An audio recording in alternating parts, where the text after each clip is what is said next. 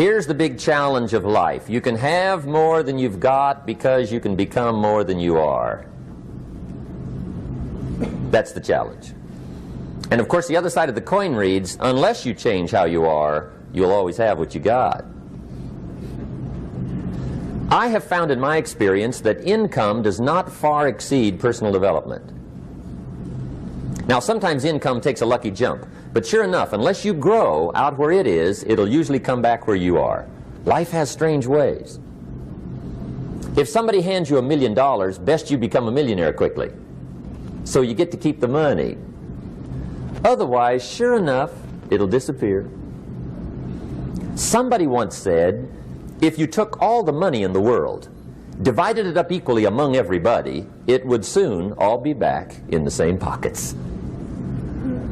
Incredible. Success is something you attract, not something you pursue. Success is looking for a good place to stay. So instead of going after it, you work on yourself. Personal development. See, the major question to ask on the job is not what are you getting. The major question to ask on the job is what are you becoming? See, the big question is not what am I getting paid here. The big question is what am I becoming here? Because true happiness is not contained in what you get. Happiness is contained in what you become. So that's our major subject for tonight, personal development. Of all the assignments Mr. Schoaf gave me at age 25, this was probably the most difficult. In fact, I'm still working on this one. I think it's an unending challenge to see what you can become. The next subject is called Basic Laws. And it's good to study the basics. And I call these basics primarily because they come from the Bible. Now, I'm not a theologian or a minister, and that'll be apparent. But Mr. Schoaf taught me that the Bible was a good textbook for ideas and stories and success equations, how to live the better life. I found out that was true. He also taught me that the Bible is as practical as it is spiritual, and I found out that's true. If you look at your bank account and your income and you're not happy, there are several places in the Bible to check to see what the heck's wrong so you can make the changes. And we're going to cover some of those tonight, called basics. Okay. The next subject is my favorite, setting goals. Mr. Schoaf taught me how to set goals. What a favor that was. One morning at breakfast, shortly after I met him, he said, Jim, let me see your current list of goals and let's go over them and talk about them. He said, maybe that's the best way I can help you get a better direction started. And I said, I don't have a list. He said, well, is it out in the car or home somewhere? I said, no, sir. I don't have a list anywhere. He said, well, young man, that's where we got to start. He said, I can tell you right now, if you don't have a list of your goals with you, he said, I can guess your bank balance within a few $100s. Which he did. And that got my attention. I said, you mean my bank balance would change if I had a list of goals? He said, drastically. That day I became a willing student how to set goals. And sure enough, learning how to set goals changed my life. And I often wondered why no one had ever taught me how to set goals up until age 25. I went to high school, but if they offered it, I missed it. I went to college for a year, never heard it. I worked for Sears. Really. And to my knowledge, Sears never taught it. Right? How to set goals. So here I am, age 25, married, my family's starting, I've been to college, I'm working, and I still don't know how to set goals. But fortunately, when I was 25, I met the man who taught me how, and it revolutionized my whole life. Economically, socially, personally, it's incredible. So I want to share with you tonight what Mr. Schoaf shared with me, how to set goals. It can be a life changer. Okay. The next subject is the negative part of the seminar. Life is part negative, so we got to talk about the negative. And this subject is called diseases of attitude. Diseases of attitude. There's a lot of things that can wreck your chances to do well. We live in a rather dangerous world, so you got to be not only wise, you got to be careful. Now, attitude diseases are just as bad as physical diseases, right? High blood pressure, heart trouble. I mean, a lot of things will ace your chances to do well. So you've got to be careful. And attitude diseases are deadly. I mean, they'll destroy all the good things you start. Okay? So we'll go through those attitude diseases, how to spot them, how to look for them, what they are, and the cure. And I'm a pro on these because I've had them all, so I can give you excellent advice on these. Now, the last subject we're going to consider tonight is called the day that turns your life around. The day that turns your life around. And under this subject, we're going to talk about the emotions that can change your life. Human beings are emotional creatures, and emotions are powerful for life change. Now, of course, emotions are so powerful they can go either way on you. Emotions can either build or destroy. So you really have to employ emotions properly. We call civilization the intelligent management of human emotions. If you can intelligently apply your emotions in the right direction, no telling what can happen. Could turn your life around one day would be sufficient. So we'll talk about those. Okay. Now that's a lot to cover in one evening, but we'll keep at it here and see if we can't get it all done. I'd like to have you now jot down the theme of the seminar. Every seminar should have a theme, I guess. We've got one. It's on some of our literature if you happen to notice it, but if you didn't, for your notes, here it is. The theme of the seminar goes like this: the major key to your better future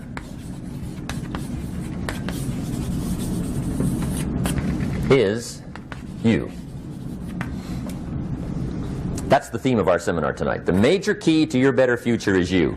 And I'd like to have you underline two words just to give it some added punch. Underline the word major and the word you, so that it reads, the major key to your better future is you. Now, my first suggestion is transfer this to a card or something where you can put it up, where you can see it every day. Preferably put it up where you can see it at the beginning of the day, before you go off to put the day together. This is a good phrase just to glance at, to keep in mind as you're putting the day together. It's called the silent seminar. If you'll just let this talk to you during the day, I found it to be tremendously helpful. The major key to your better future is you. For a big share of my life now, I didn't have this one quite figured out, among a lot of things I didn't have quite figured out. Many things used to puzzle me back in those early days. I used to wonder why two people could work for the same company, one make twice as much money. Now see, that used to puzzle me. And maybe they were the same age, graduated from the same school, live in the same community, work for the same company, with the same products and the same services. They've got the same traffic, the same problems, and one makes $1,000 a month, the other one makes $2,000 a month. Now that was my puzzling question. Why would this long list be the same and the money twice as much? I asked, what's the difference between $1,000 a month and $2,000 a month? And I don't mean $1,000 a month, right? I could figure that out. But what makes the difference? Why would one person do twice as well, 3 times as well? Speaking economically. Now I know there's more than one way to do well. I understand that. But in this little narrow area called compensation, what's the difference? Well, back then, with my faulty thinking, I'm trying to reason it out. I thought, well, maybe time makes some of the difference, right? Some people do better because they have more time. I used to say, Harold ought to be able to do well. He's got a lot of time. If I had all of Harold's time, I could do well. Now, that's got to be dumb, right? Number one, you can't get somebody else's time. A guy says to me one time, he says, you know, if I had some extra time, I could make some extra money. I said, then forget it. There isn't any extra time. Hey, when the clock strikes 12 midnight, that about wraps it up, right? I mean, you can look around the gongs there for a little more, but it's over. You say to the guy, what are you doing? He says, I'm looking for extra time. See, they'll come and take you away, right? There isn't any more time. Now, if you can't get more time, which you can't, what could you get more of that would make a difference in economic results? And here's the key word. Make it a part of your notes. We're going to consider it tonight. The word is value. And I have a little phrase for your notes. Value makes the difference in results. Value makes the difference. You can't get more time, but you can create more value. Now here's the first lesson of economics. Everybody should learn it from the time they're old enough to understand what a dollar means, how to earn one, how to get one, how to keep one, what to do with it. First lesson of economics. We primarily get paid for value. That's lesson one. Bringing value to the marketplace, that's how you get paid. You don't get paid for the time. I know it takes time to bring value to the marketplace, but you get paid for the value, not the time. Now, since that's true, here's one of the key questions of the evening. Is it possible to become twice as valuable at the marketplace and make twice as much money in the same time? Could you become 3 times as valuable? Make 3 times as much money in the same time? Is that possible? The answer is yes, if. And it's always if, right? Life is known as the big if. Harry Truman once said, life is iffy. How true. And here's the big if, we're going to consider it tonight. It's possible to do much better at the marketplace if you go to work primarily on yourself. And that's the theme of our seminar tonight. Learning to work primarily on yourself. People have asked me for the last 24 years, how do you develop an above average income? And the answer is, become an above average person. Develop an above average handshake. Some people want to be successful, they don't even work on their handshake. As easy as that would be to start on. They let it slide, they don't understand. Develop an above average smile. Develop an above average excitement. Develop an above average interest in other people. Develop an above average intensity to win. See, that'll change everything. Probably one of the most frustrating experiences in life is looking for an above average job with above average pay without becoming an above average person. It's called frustration.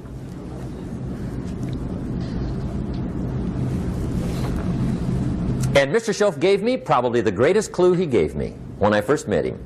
He said, Jim, if you want to be wealthy and happy the rest of your life, just learn this lesson well. He said, learn to work harder on yourself than you do on your job.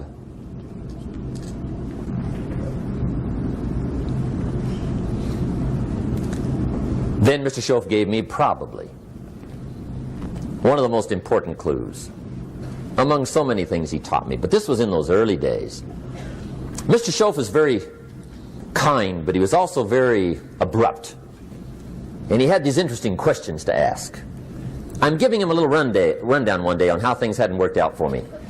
He said, Mr. Rohn, I've got the answer for you if you will listen carefully. And listen carefully I did that day and for the next 5 years. If somebody's wealthy and happy, you gotta listen. He said, Jim, I've only known you a short time. But he said, it's already my honest opinion that for things to change for you, you've got to change. That wasn't quite the answer I was looking for. But that's the answer he gave me, and I pass it along to you on this warm summer evening in Anaheim, California, 1981. For things to change for you, you've got to change. Otherwise, it isn't going to change. Before I met Mr. Schoaf, I used to say, I sure hope things will change. Right? That seemed to be my only hope. If it isn't going to change, I'm in serious trouble. And then I discovered it isn't going to change, so I'm in serious trouble.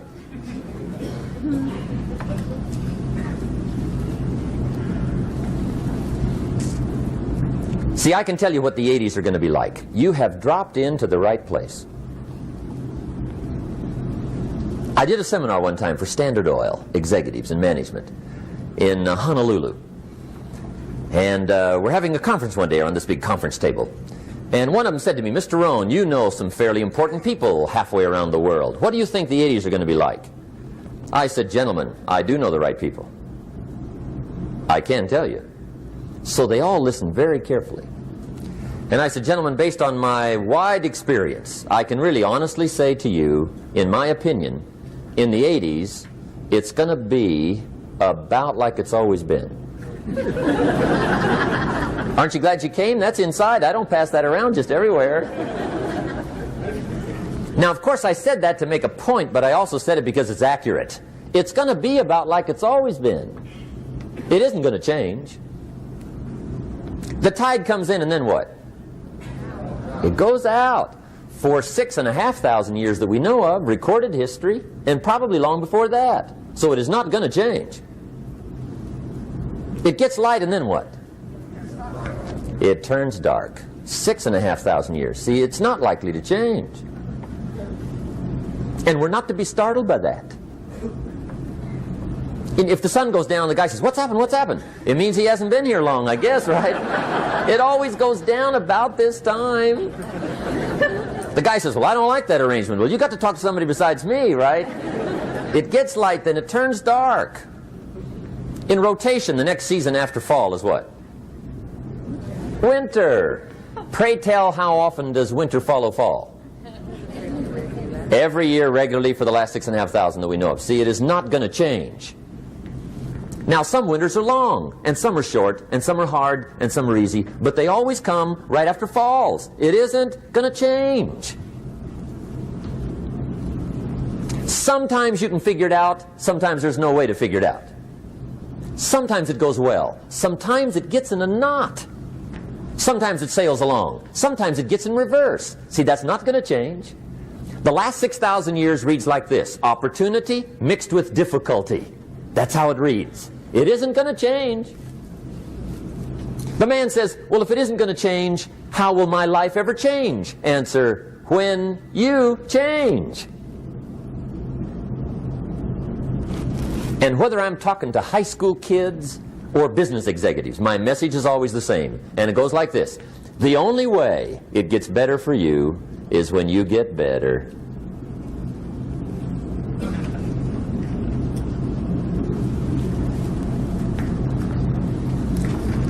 Let me give you the 4 major lessons in life to learn. Here's 4 majors. It's good to study the majors. In our weekend seminar we teach. Some people don't do well because they major in minor things. You've got to be on the lookout. At the end of every week, end of every month, you've got to check, make sure you're not spending major time on minor things. We go through that whole series. Majors and minors. Now, let me give you 2 phrases before we get to the 4 majors. This will set it up and you'll see where I'm going. 2 key phrases for your notes. Here's the first one. Life and business is like the changing seasons. That's the first phrase. Life and business is like the changing seasons. One of the best ways to describe life, it's like the seasons. Frank Sinatra sings, life is like the seasons. Now here's the second phrase. Very important. You cannot change the seasons, but you can change yourself. You can't change the seasons, but you can change yourself. And see, that's how life gets better for you, not by chance, but by change. Now, here's the 4 major lessons in life to learn. I've got my first book finished. Came out a couple of weeks ago. This is in it. The 4 major lessons in life to learn. Here they are. Number 1, learn how to handle the winters. That's lesson 1. They come right after falls with regularity. Some are long and some are short and some are hard and some are easy, but they keep coming. You must learn to handle the nights. They come right after days. You must learn to handle difficulty. It comes right after opportunity. You must learn to handle recessions. They always follow progressions. For the last 6,000. See, it isn't going to change. The lesson you must learn is how to handle it. And there's all kinds of winters, right? The winter when you can't figure it out. The winter when it all goes smash. The winter when it turns belly up. The winter when it won't work, when you've run out of money and you've got a broken heart. See, those are winter times. There's all kinds. Economic winters, social winters, personal winters. When your heart is smashed in 1,000 pieces and the nights are unusually long, your prayers seem to go no higher than your head. It's wintertime. Barbara Streisand sings, "It used to be so natural to talk about forever, but used to be's don't count anymore. They just lay on the floor till we sweep them away. You don't sing me love songs, and you don't say you need me, and you don't bring me flowers anymore." A song of winter. But see, the disappointments come. Those are normal. That's part of life. But the question is, how do you handle it? How do you handle the coming winters and the disappointments and the down times? Well, you can't get rid of January by tearing it off the calendar. But here's what you can do. You can get stronger, you can get wiser, and you can get better. The winters won't change, but you can. And that's how life changes for you. See, before I understood, when it was winter, I used to wish it was summer. I didn't understand. When it was hard, I used to wish it was easy. I didn't know. And then Mr. Schoaf gave me a part of his very unique philosophy when he said, "Don't wish it was easier, wish you were better." See, that triggered my whole life change. Don't wish for less problems, wish for more skills. Don't wish for less challenge, wish for more wisdom. That's the key. So that's lesson 1, learn how to handle the winters. Here's lesson 2, learn how to take advantage of the spring. That's the second one. Spring is called opportunity. And spring follows winter. What a great place for it. If you were going to put it somewhere, that'd be the place to put it, right after winter. And pray tell, how often does spring follow winter? Every year with regularity, 6,000. You can almost count on it. See, opportunity always comes. Days follow nights. Isn't that terrific?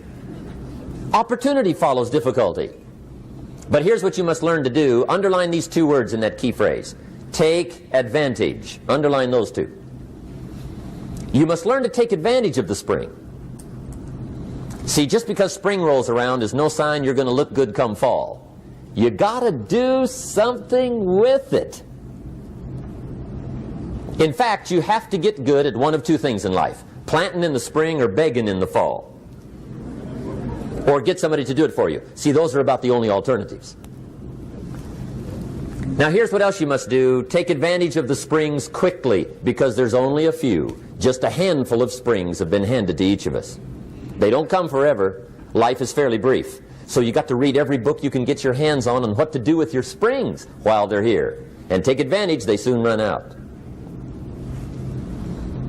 The Beatles wrote, "Life is so short." And for John Lennon, it was extra short. But life is brief. Elton John sings, "She lived her life like a candle in the wind." It's brief. So whatever you're going to do with your life, you got to get at it. Don't just let the springs pass. Here's the third major lesson in life to learn. Learn how to protect your crops all summer. You got to take care of what you start. Sure enough, as soon as you've planted your garden in the spring, the busy bugs and the noxious weeds are out to take it. And here's the next bit of truth. They will take it unless you prevent it. And that's the third major skill to learn. You've got to learn to prevent the intruder from taking all the good you start. It's one of the challenges. Here's two key phrases under number 3.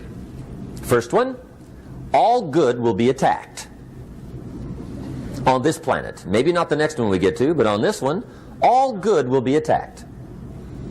Every garden will be invaded. Not to think so is naive. And here's the second phrase. All values must be defended. Political values, social values, community values, family values, marriage values, friendship values, business values. Every garden must be tended all summer. Third major lesson. Now here's number 4. Fourth major lesson in life to learn. Learn how to reap in the fall without complaint. Learn to reap come harvest time without complaint. Take full responsibility for what happens to you.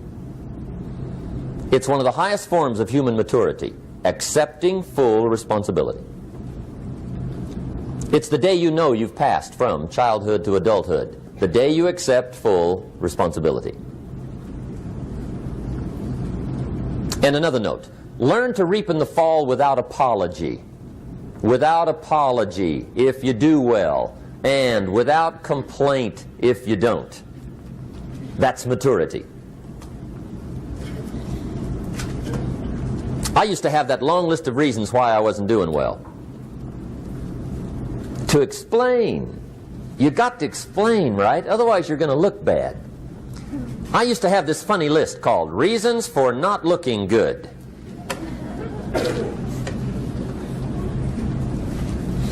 I used to blame the government. I mean, you can believe that or not. It was at the top of my list. I had a lecture second to none. The government. That was on my list. I used to blame taxes. Look what you got left after they take everything. And they expect you to do well. That was on my list there. Prices, that one's easy, right? You walk into the supermarket with $20, come out with a little half bag. So I had that on my list. I used to blame the weather. I blamed the traffic. I used to blame my car. I blamed the manufacturers. I used to blame the company. I blamed company policy. I used to blame the training program. I blame my negative relatives. They were always putting me down. I blame my cynical neighbors. They're just selfish, looking out for themselves. Won't loan you money? They were on my list.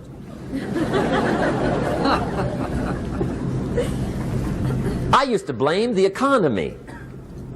I blamed the community. That's a pretty good list for not doing well, isn't it? I thought it was good. I'll never forget one day, Mr. Schoaf was very kind, but he was also very blunt. And this was no exception. And I'm glad he was blunt. There's a lot of things I'd have missed if he hadn't have been blunt. One day, with sort of a curious look on his face, he said, "Jim, just out of curiosity, tell me, how come you haven't done well up until now?" Excellent question. I thought, well, so I won't look too bad, I'll go through my list. And this list I just gave you, I put that on him. And he was very patient. He let me go through the whole thing, the government, the weather. I went through this whole thing. When I finished, he looked my list over very carefully.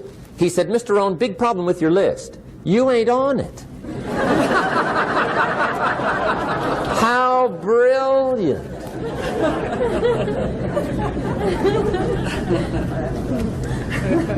When I went to work for him a few months later, I learned very quickly to tear up my list, reasons for not doing well, and I threw it away. And I got me a fresh piece of paper. And I put one word on it. Me. There's a Black Heritage spiritual that says, "It's not my mother nor my father, nor my brother nor my sister, but it's me, O Lord, standing in the need of prayer." See, I used to blame everything outside. And then let me give you a little philosophy that helped turn my life around. For your notes, here it is. It's not what happens that determines the quality or the quantity of your life. It's not what happens. And the reason is because what happens happens to about everybody. No different. The sun went down on all of us last night. A common event, a happening. And I found out that the same things can happen to two different people. One gets rich and one stays poor. Why is that? It's because it's not what happens, but rather it's what you do that changes everything. So that's a key phrase. It's not what happens, it's what you do. What happens is about the same. You might put that in parentheses here. Same. What people do, that's what's different. Anything can happen, right? Everything can happen. I've heard all the stories. I've been one of the stories. Hey, we could all tell stories all night long, right? Happenings. Anything can happen. Have you heard of Murphy's Laws? Anybody here heard of Murphy's Laws? Okay, most of you have. Murph had these laws. One of them was, if anything can go wrong, it will. That's one of Murphy's Laws. He was not one of the great positive speakers of the day. But anyway, it's still true though, right? Anything can go wrong, everything can go wrong. For sure. I've fallen out of the sky so many times. Once to the tune of a couple of million. Devastating. Took me a while to survive that one. Now, it wasn't all that much, but it was all I had. Right? I mean, that's when it's much, right? When it's all you got.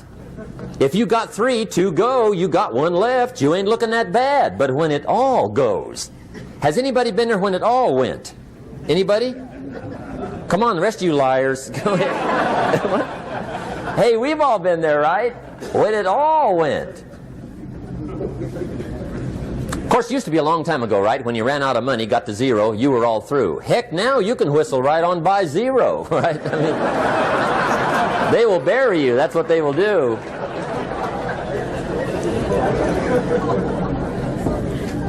But see, those are the happenings, right? Everything can happen. Anything can happen.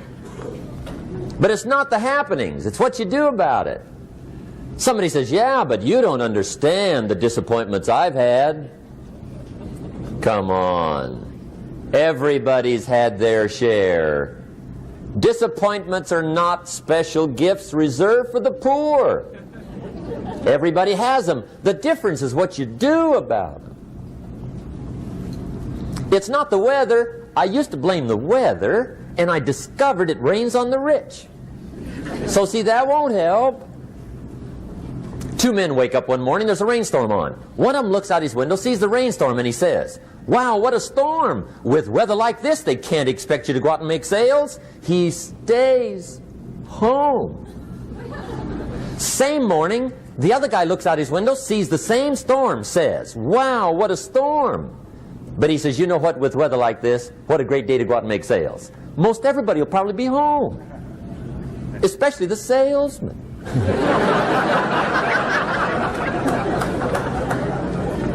See, that's the difference in how your life works out. It's not what happens, it's what you do. So here's one of the key questions of the evening. Starting tomorrow, what are you going to do that'll make a change in your life's direction? Good question. What are you going to do starting tomorrow that'll make a difference? Now see, if you don't do something starting tomorrow that'll make a difference, guess what? It's gonna be the same. And see, that way you can guess what the next 5 years are going to be like. Look at the last 5. Because the next 5 are going to be like the last 5 unless you, major key, tomorrow, change it all. Or change a little, or change something, or don't change. It's choice time. You can do whatever you want. But it's nice to know any day you wish you can change your whole life. What can you do starting tomorrow that'll make a difference? Good question. What can you do with economic chaos, massive disappointment? What can you do with a broken heart? What can you do when it won't work? Good question. So if I had a word with you tonight, one-on-one, just you and me. I think my personal advice to you would be, this year, 1981, reach down inside of you and come up with some more of those remarkable human gifts. They're there, waiting to be utilized. And then change anything for you you want to change. And I challenge you to do that because you can change. If you don't like how it is for you, change it. If it doesn't suit you, change it. If it doesn't please you, change it. If it isn't enough, change it. And I challenge you to do that because you can change. See, you don't ever have to be the same again after tonight, only by choice. If you don't like your present address, change it. You're not a tree.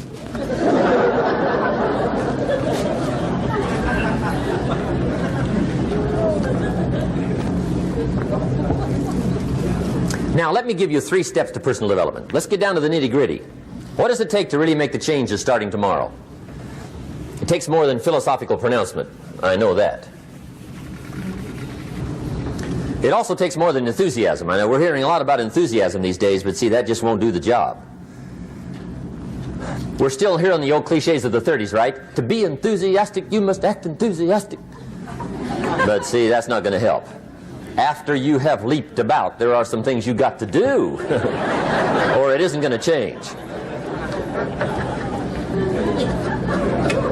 See, you can get all excited about lifting 200 pounds till you get to the gym. And then you need a new excitement.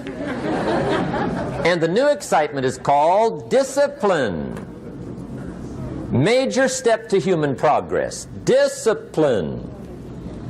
If there's one thing to get excited over, that's it. Get excited over your ability to make yourself do the necessary things. What could you make yourself do starting tomorrow that would change it all? No! Tell him. Now, see, that's exciting. On any given day, you can massively change the direction of your life. Murder is a clear example that any one person on any given day can forever alter the course of their life. It just happens to be a negative act. But just as sure as you can commit a negative act, you can also commit a positive act and forever alter your life, whenever you wish. Now that's exciting. And whatever that act might be that changes your life. The guy finally takes a shotgun to his car and blows out every window, destroys every tire, puts 100 rounds in this shabby old thing. And he says, I have driven this embarrassing thing for the last time. And not only will I never drive it again, nobody else will ever drive it again. And he lets that shuddering thing stand there for a while as a monument to the day he said, today my life changes. Now who can do that? Anybody. When can you do it? Whatever day you pick.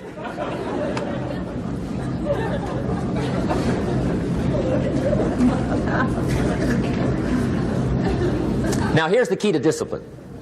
Start with the little disciplines, get excited over the little disciplines, and get right on those, because those will lead to the big ones. You can't handle the big challenges in life unless you take on the little ones. Make a list of all the things you can do, get right on those, discipline yourself for those, both for the results and for the muscle and for the practice, so that when life hands you some big challenges, you'll be ready, you'll have the muscle. But see, if you don't handle the small ones, you can't take care of the big ones. Okay, here's what else it takes for life change. Self-motivation. Key phrase, self-motivation. I don't know why we call it self-motivation. It's really the only kind there is. You've got to motivate yourself. Because I found out you can't change people. They can change themselves, but you can't change them. Lord knows some I've tried. But see, it won't work. People have to change themselves. I learned some of those lessons early. I built a little sales organization way back in those early days. I'm 25. And I had some nice people. I said, I'm going to make these people successful if it kills me. I almost died, right? I mean, you can't do that.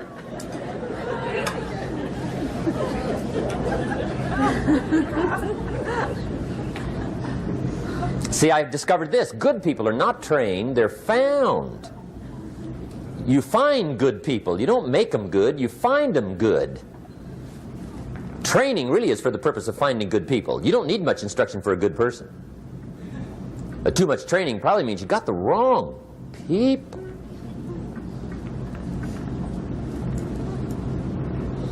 So you got to find the right people. That's the key to getting a good job done. One of the major things we learn in management, lesson 1, don't send your ducks to Eagle School.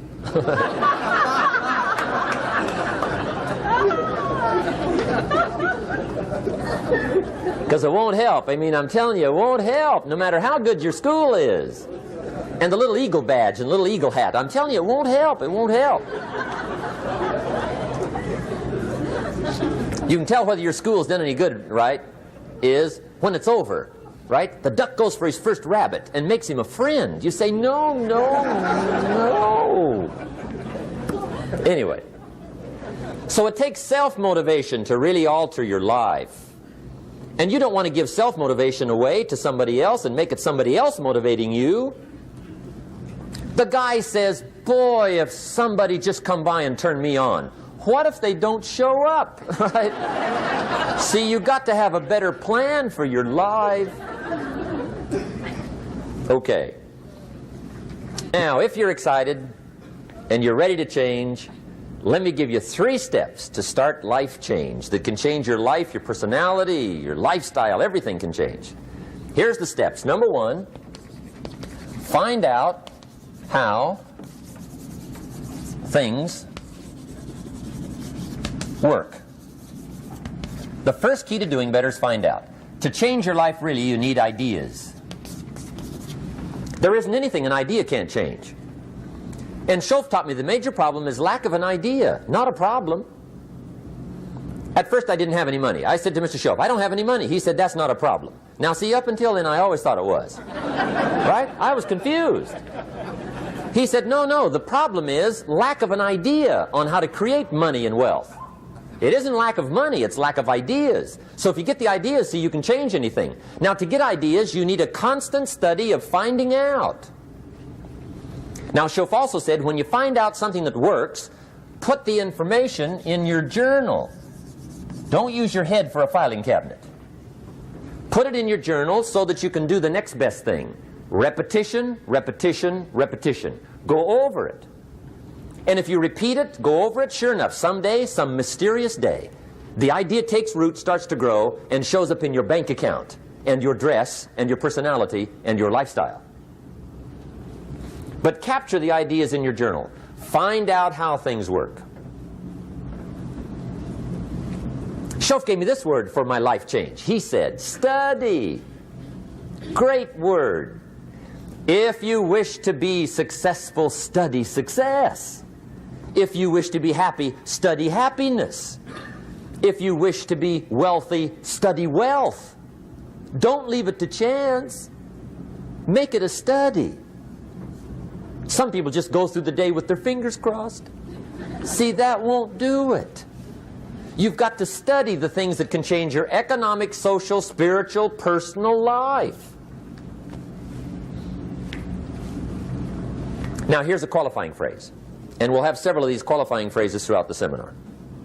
Here's the first one. You may not be able to do all you find out. I understand that. You may not be able to do all you find out, but you should find out all you can do. See, you don't want to wind up at the end of your life and discover that you've lived only 1/10 of it. And the other 9/10 went down the drain. Not for lack of opportunity, for lack of information. So that's number 1, find out how things work. Now here's the best human virtue for finding out. Curiosity. Make a note of that. Curiosity. Be curious. You might add a word to it that'll help. Childish curiosity.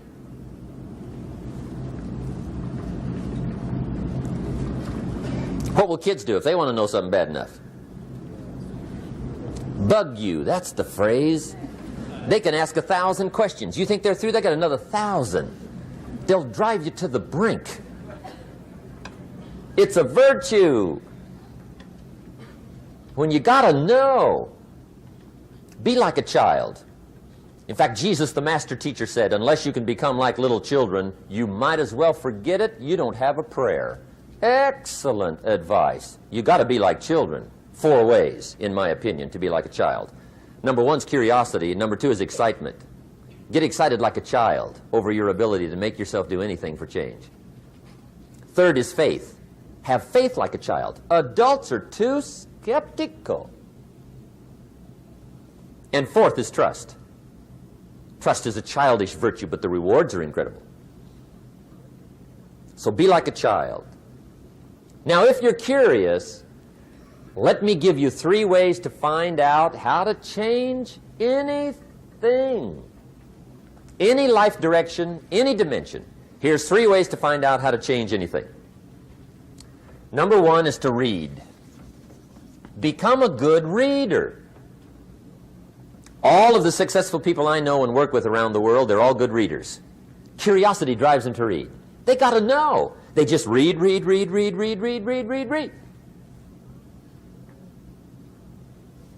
Become a good reader. Now, that's my opinion. Listen to the other lecturers and listen to me and make up your own mind. Don't be a follower. Be a student. Okay? I say, really, for life change, you got to read. One way to learn is from your own experiences, but another way to learn is from other people's experiences. See, one book might save you 5 years if you read it. Did you know there's books on how to be stronger, more decisive, be a speaker, be a leader, have a better effect on other people, develop your personality? Did you know there's books on that?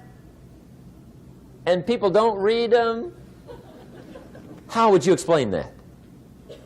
And they can read.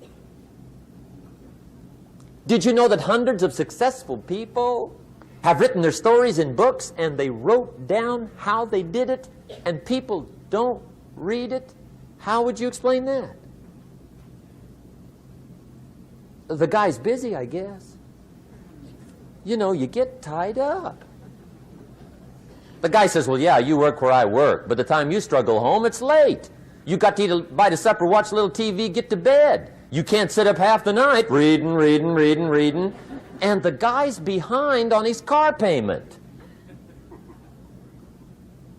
Good worker, hard worker, sincere. But you got to be better than sincere and work hard. Otherwise, at the end of your life, you'll wind up cold, stony broke. You got to be better than a good worker. You got to be a good reader. The whole world is governed by laws. The universe, in fact.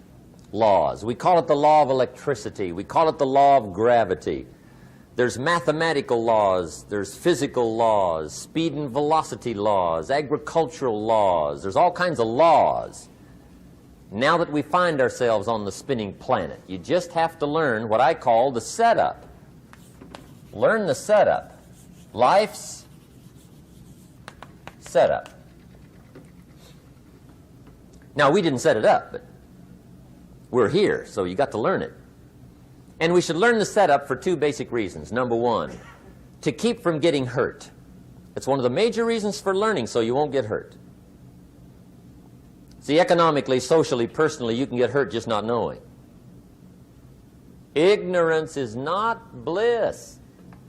Ignorance is poverty. Ignorance is tragedy. You got to know, or you're going to get hurt. It's good to know not to walk out the 10-story window. That's excellent information. Now, what if a guy didn't know and he walks out? Now he's dead at the bottom. Somebody says, well, the poor guy didn't know. You got to know, or you're going to get hurt. Okay. Now, here's a parenthesis. You don't have to like the setup. I don't ask you to like how it is. That's not what's important. But it is important to learn how it is. Okay? So you don't have to like it, but you should learn it. That's what I tell the kids, right? Make sure you get the information. What you think about it, that's up to you. What you're going to do with it, that'll soon be up to you. But make sure you get it. See, there's nothing worse than being stupid. Nothing. I mean, being broke is bad, but being stupid is awful. And what's really bad is being broke and stupid, right? That's about the end of the world. I mean, there isn't anything much worse than that. Unless you're sick. Sick, broken, stupid. I mean, that is it, right? There's nowhere else to go. So make sure you get the information. It's key. You don't have to like it, but learn it. If this big monstrous thing lifts up in the sky, hangs there for a little while, cuts loose, comes crashing down, boom, shakes the ground for 5 miles. And then this big monstrous thing lifts back up in the sky, hangs there for a little while, cuts loose again, comes crashing down, boom, shakes the ground for 5 miles. It just keeps doing that, this big monstrous thing, lifting up and then crashing down, boom. Now, you might come along one day and say, that's got to be a stupid arrangement, which is okay. You're entitled to your opinion. But the first thing you should learn to do is get out from under it, right? That's number one. You might have a great moral argument. You might want to shake your finger at the sky, but do it from over there, right, so you don't get smashed. It's called your basic smart. So number one, learn so you won't get hurt. Whether you like it or not, learn. Now here's the second reason for learning, the setup, to benefit. It's called the plus of life. And that's what life is, right? Both minus and plus. The minus is tragedy, heartache, misery, failure, unhappiness. But life is also happiness, prosperity, good feelings. So here's the key. Learn to get on the good side of the way things work.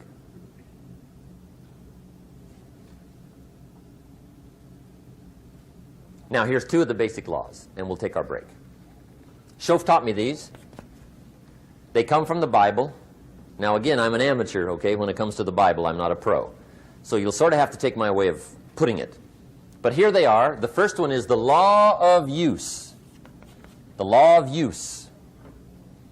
And it goes something like this. Whatever you don't use, you lose.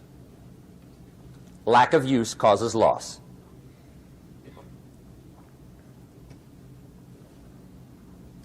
On this planet, maybe not the next one, but on this one, if you tie your arm to your body, leave it there long enough, you'll never use it again. It's over for the arm. Now, it may not be over, but it's over for the arm. The only way to keep the use of this arm is what? Keep using it. If you quit, you lose automatically. They don't bring it up for a vote. You lose automatically when you quit.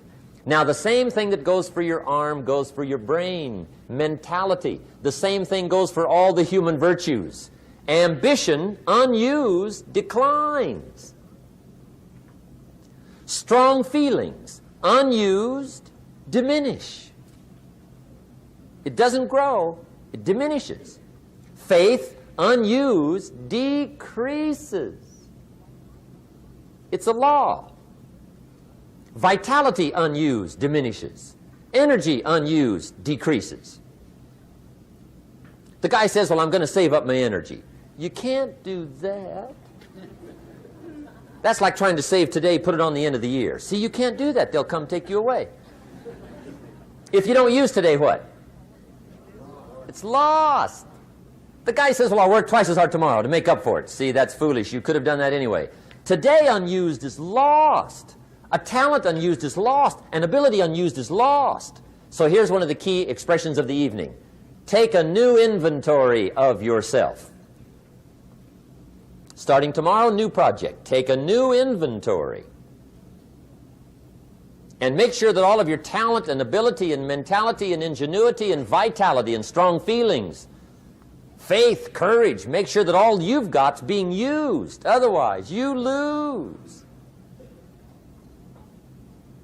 Now, one of the best illustrations of the law of use is a Bible story called the Parable of the Talents. The Talents story.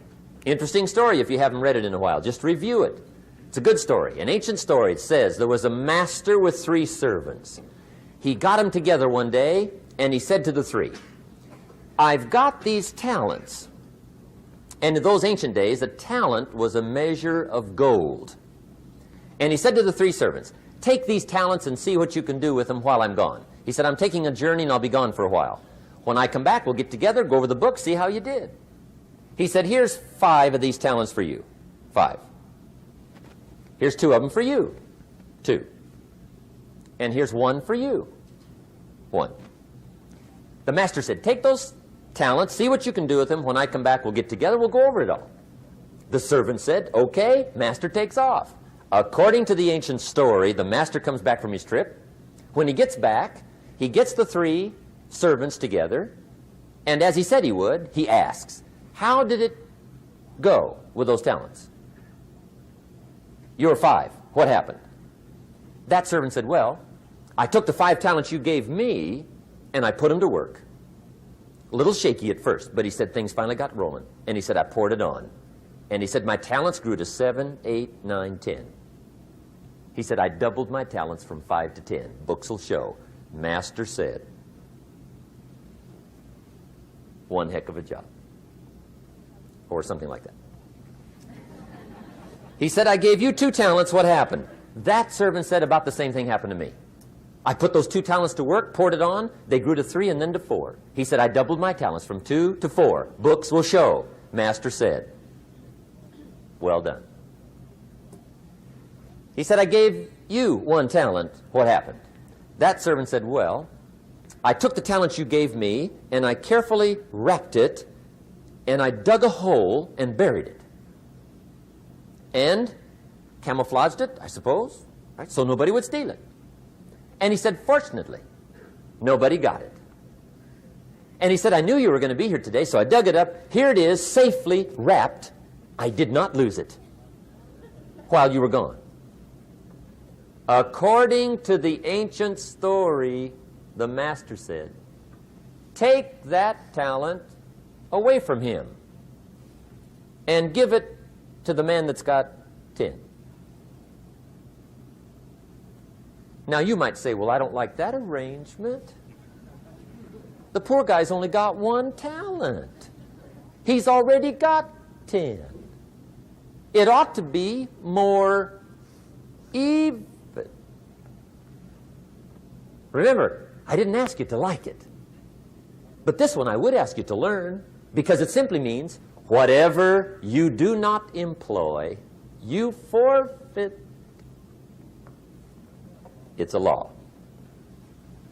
So learn well the law of use. Now here's the second one, and we're going to take our break. Second law from the Bible. This one we've heard since we were small, I'm sure. It's called the law of sowing and reaping. In fact, we've probably heard it so often we could quote it. It says, whatever you sow, what? You shall reap. Fairly blunt, hopefully clear. Here's my first suggestion on the law of sowing and reaping. Don't try to beat it. You might as well try sitting on the sun in the morning. Keep it from coming up. You'll have better luck. Whatever you sow, you reap. Now, for a fair share of my life, I'm a bit mixed up on how all this applies. Among a lot of things I was mixed up on. I knew I wasn't reaping too good. That I understood. My problem was I was confused about what was causing it. Remember me with the funny list? I thought those are the reasons why it isn't working out well. And then Mr. Schoaf gave me the clue that helped me figure it all out. He said, Mr. Rohn, I have another answer for you. There's another way to quote this law that'll show you where the problem is so you can go to work on it right away. All you need to know is where the problem is. Then you can go to work on it. So he quoted me the law another way, and I found out what my problem was. Here's the way you quote the law. Whatever you reap is what you've sown. Now I knew what my problem was. Whatever you reap is what you've sown. If you don't like the crop, who do you look up? Answer, whoever planted it. And where do you find who planted your crop? Answer, in the mirror. What I finally learned to do come fall was to go to the mirror. That's where you go. And if necessary, you say, a few skinny carrots? I got to be unimpressed. Where were you last spring? Asleep. Didn't you read the books? Did you break your hoe? Let me give you 7 key points to the law of sowing and reaping. Let's tick right down through the list of 7, and it'll be break time. 7 points to sowing and reaping. Here's part of the philosophy that really helped me to make some changes in life direction. Number 1, the law of sowing and reaping is negative. That's number 1, which simply means if you sow bad, you reap bad. Now, this is kind of 3rd grade, but it doesn't hurt to go over the basics. If you plant thistle seeds, you don't get pumpkins. Honest, no use looking for pumpkins. John says, how come no pumpkins? Come on, John. The law's negative. That's how come. Now, here's number 2. The law's positive, which simply means if you sow good, you reap good. If you plant pumpkin seeds, you don't get thistles. Not from pumpkin seeds. Mother Nature won't pull tricks on you over in the corner snickering and pushing new thistles and you planting pumpkin seeds. She won't do that. You will get pumpkins from pumpkin seeds, and the reason is because the law is positive. Now, here's number 3. I got excited when I found out the full dimension of this. See, you do not reap what you sow, but rather, you always reap much more than what you sow.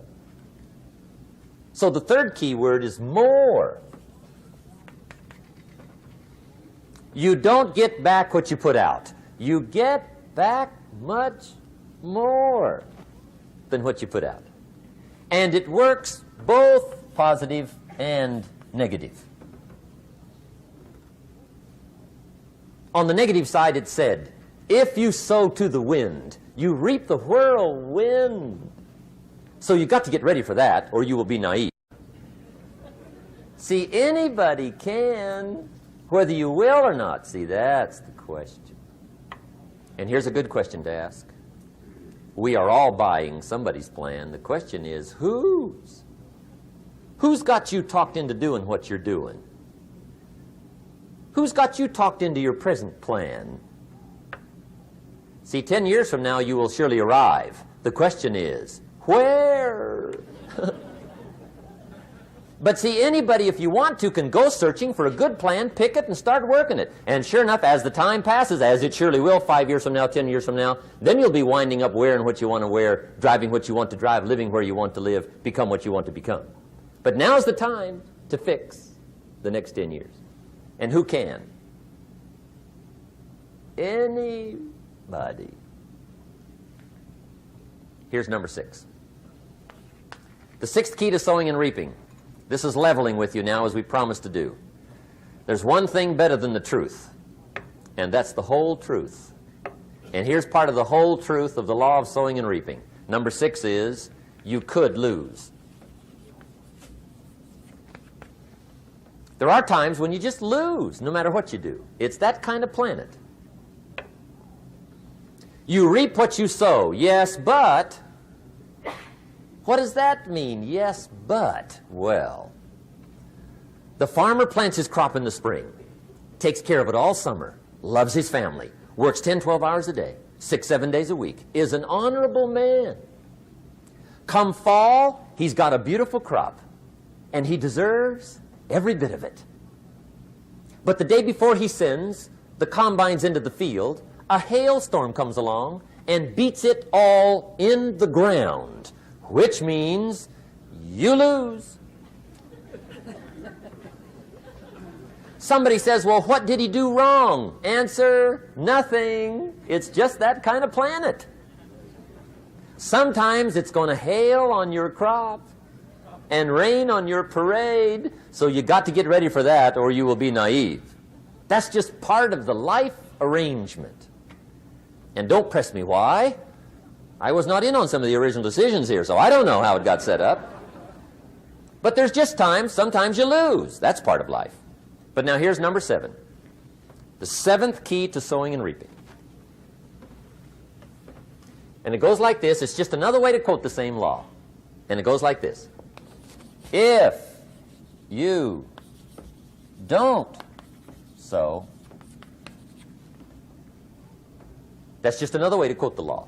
If you don't sow, what? You don't reap. You don't even have a chance. So if you looked at your game plan tomorrow, you might come to the quick conclusion, I got to get some sowing going. How true. Get you some sowing going. And remember, you've got plenty of time. You've got all the time there is. Some people spend enough TV time to make a fortune. The latest article on television watching in this country, according to the latest article, the average television is on in this country in every household 7 hours a day, called the Big 7. I asked a guy one time what his TV cost. He said about $450. I said, you forgot to look at the price tag. He said, what do you mean? I knew he was a TV watcher.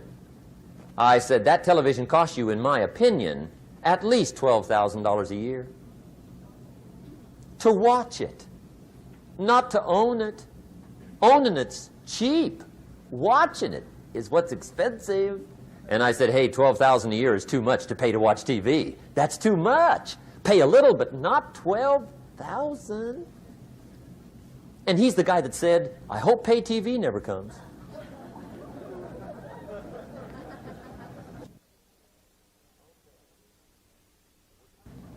Okay. We're trying to cover an awful lot tonight. I realize that. But my time schedule is such that we just have to sort of give it all to you and let you sort the rest out. I wish we had plenty of time for questions and answers and that whole thing, but our time is just limited. But we are trying to go through an awful lot. I realize that. But looks like everybody's getting it. This is about the note-takingest crowd I've seen in a long time. Incredible. Does anybody have 5 pages yet?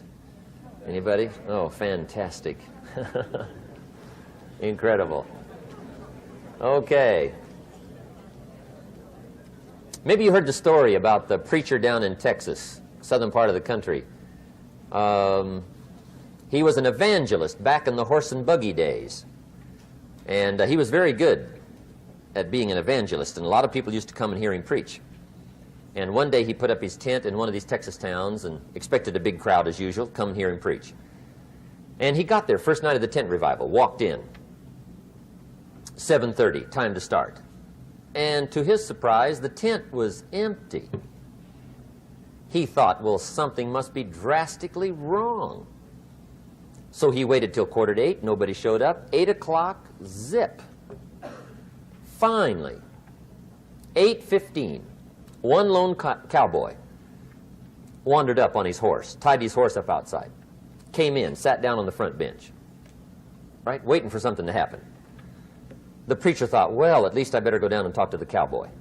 So he walks down, talks to the cowboy, and he says, cowboy, I'm the preacher. And he said, I don't know what to tell you. Something's gone wrong. He said, this tent was supposed to be full of people. He said, I'm embarrassed. He said, you're the only one that showed up. And he said, I really don't know what to do. And the cowboy said, well, I'm not a preacher, so I really can't tell you what to do. You know, he said, I'm just a cowboy. But he said, I know this, if I went out to feed my cattle and only one showed up, I'd at least feed it.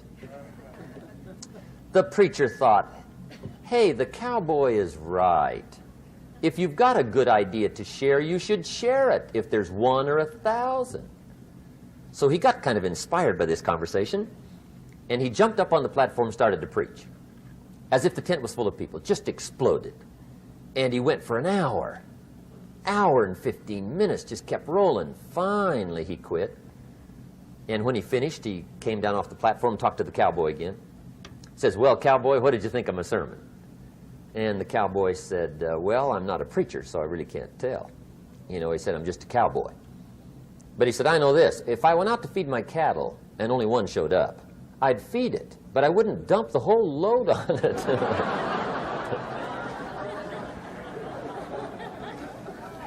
So anyway, if it seems like we're dumping the whole load tonight, I guess we are. But gosh, everybody's doing well. I'm having a good time. I appreciate the response here tonight. Okay, the next subject is setting goals. Let me show you what turned my life every way but loose. Mr. Schoaf dropped this idea on me, changed me completely. Setting goals. Here's what can easily happen if you don't set goals. It's easy to let life deteriorate into making a living instead of designing a life. And we all have a choice. Make a living or design a life. It's easy to get trapped by economic necessity and settle for existence rather than substance. That's easy. But the best advice I can give you on how to break out of that trap is to learn how to set goals.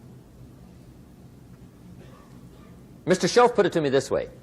He said, Jim, if you had enough reasons, you could do the most incredible things. I never forgot how he put that.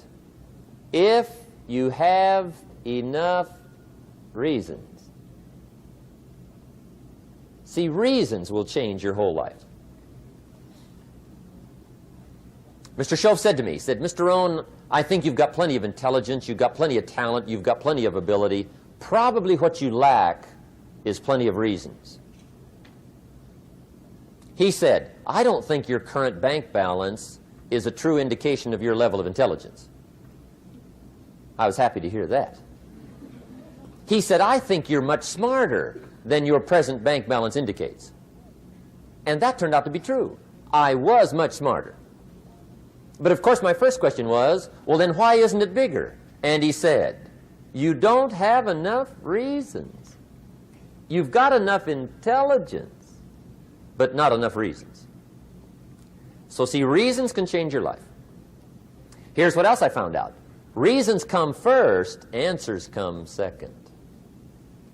You don't get the answers to do well till you get the reasons.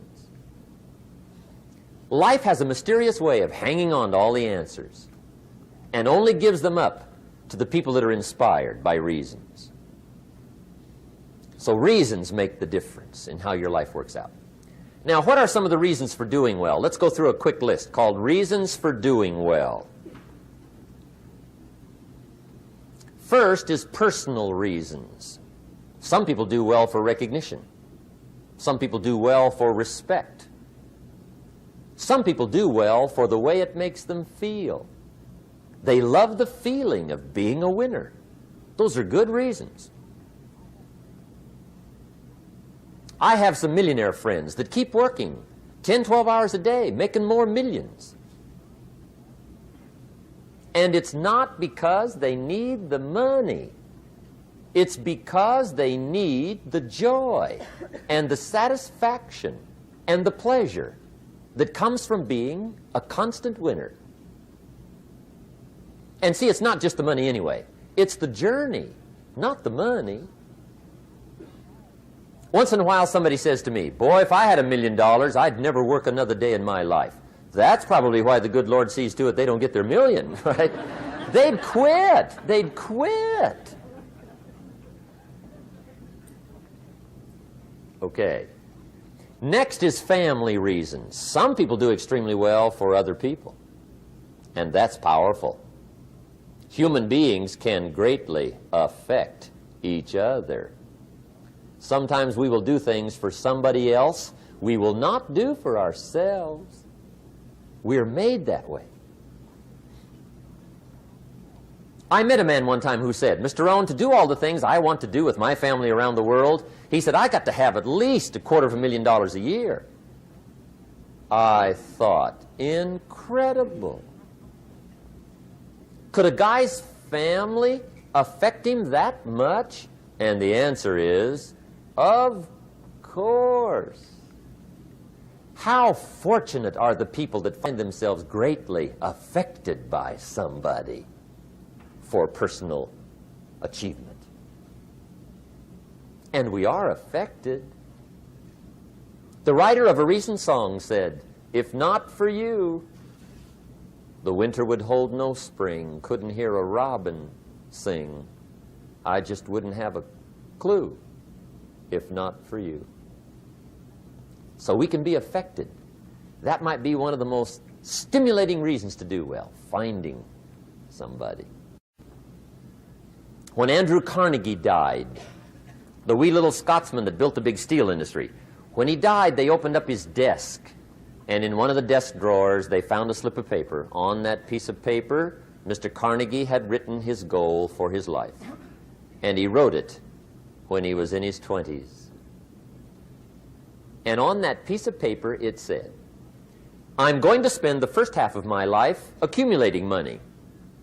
I'm going to spend the last half of my life giving it all away." What a goal. He got so inspired by that goal that the first half of his life, he accumulated $450 million. And the last half of his life, he gave it all away. Good question tonight. What's got you turned on? What's got you bombed out of sight to get up early and stay up late and hit it all day? Next question. What's got you turned off? When I found the answers to those two questions, my life exploded into change. I finally found out what had me turned off, and I got that cured. And then I got me a long enough list of reasons to turn me on. And once the lights went on for me, age 25, they've never gone out. I've fallen out of the sky a few times, but I've never lost that drive to make something unique out of my life. See, reasons altered my whole life. Now, there's another list of reasons called nitty-gritty. Hard little reasons. Sometimes those little reasons are the most powerful reasons that can change your life. Sometimes it doesn't take much. I now carry several $100s in my money clip. It's only a few $100s, but it was one of those reasons turned my life around. Just before I met Mr. Schoaf, I heard a knock at the door. I go to the door, and there's a little girl standing there about this tall selling Girl Scout cookies. And she gave me one of the finest sales presentations I've ever heard. Special deal, several flavors, this whole package of stuff, $2. And with a big smile, she very politely asked me to buy. And I wanted to. Big problem. I'm broke. I don't have $2. And to this day, I can remember the pain and the embarrassment. I'm a father. I'm a husband. I've been to college. I'm working. I'm 25. I don't have $2. And I didn't want to tell her that for some reason. So I did what I thought was next best. I lied to her. I said, "Hey, look, I've already bought lots of Girl Scout cookies. I've still got plenty stacked in the house," which was not true. But it seemed to get me off the hook for the moment. She said, "Well, gosh, that's wonderful. Thank you very much." And she went away. When she left, I closed the door, and that was the day I said to myself, I don't want to live like this anymore. I've had it with lying, and I've had it with being broke. I'm never going to let this happen to me ever again. I promised that day I would work as hard as possible and would always carry plenty. It took me a little while, but now I do. It was one of those reasons. And I guess I carry plenty for two reasons. One is the way it makes me feel, but also in case I bump into another Girl Scout selling cookies. right? I'm ready.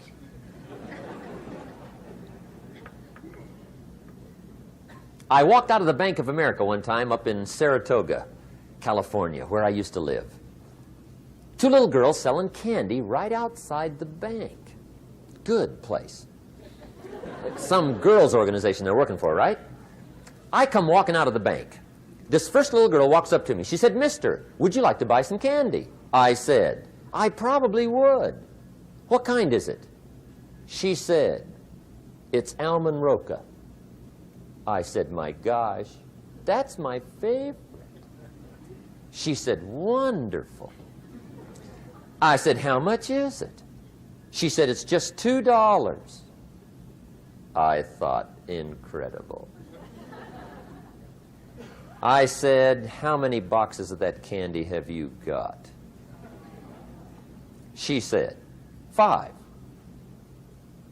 And her little friend was standing there. She was selling candy too. I said, "How many boxes have you got?" She said, "I've got 4. I said, "That's 9. I'll take them all." They said, "Really?" I said, "Yeah, it's my favorite. I've got some friends. I'll pass them around." They got so excited, put all this candy together. I reached in my pocket, gave them the $18. When I've got the candy and they've got the money, that first little girl looks up at me. She says, "Mister, you are really something." How about that? Can you imagine only spending $18 and have somebody look at you in the face and say, "You are really something"? Now you know why I carry heavy, right? I'm not going to miss anymore. It was just one of those reasons. Helped to change my life. One of my nitty-gritty reasons was budget finance. Budget finance used to grind my soul. Way back in those early days, I had fallen for one of those consolidation loans, where you take all your little hard-to-pay bills, put them into one big impossible-to-pay bill, right?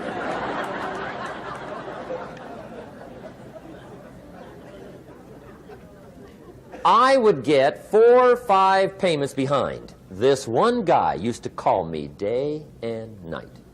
I don't think they're allowed to do that anymore. Harassed me. Threatened to run me in front of the judge. Threatened to ruin my credit. Threatened to embarrass my family. One day he said, "We're going to come get your car, drag it rear end up down the street in front of your neighbors." The guy even called me a flake. And back in those days, I'm broke, I'm pitiful, there's nothing I can do about it. But I never forgot how the guy treated me. And when I met Mr. Schoaf and I got my life straightened out and the money started to flow, that was one of my first projects, budget finance. I poured it on day and night. I finally put all the money together I owed him, which was considerable. I picked a day for the payoff. And when the payoff day came, I put the money in small bills in a big briefcase. And I walked into the budget finance office on Wilshire Boulevard in Los Angeles. The guy who harassed me so often, his desk was about 3 back. I walked right up to his desk, startled him. He wondered what I was doing there. It was the first time I'd been there since I'd borrowed the money, right? Without saying a word, I opened up this briefcase, dumped this pile of money all over his desk. I said, "Count it. It's all there. I will never be back." And I turned around and stormed out. Now, that might not be noble, but if you haven't tried it, you've got to one time.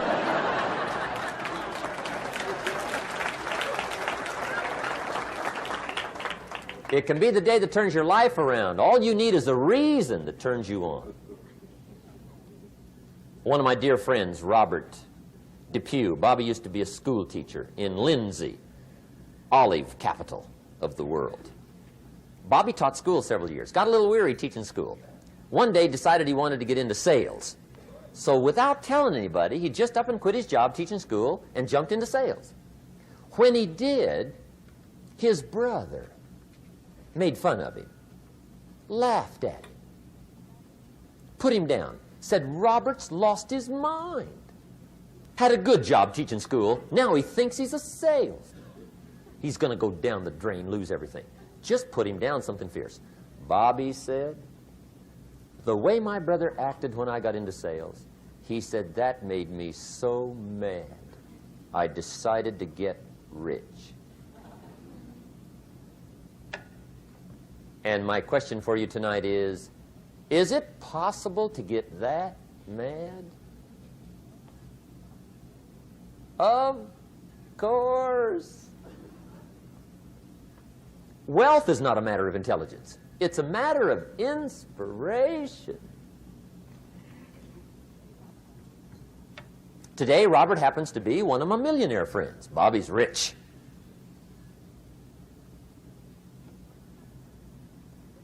Frank Sinatra said one time, the best revenge is massive success.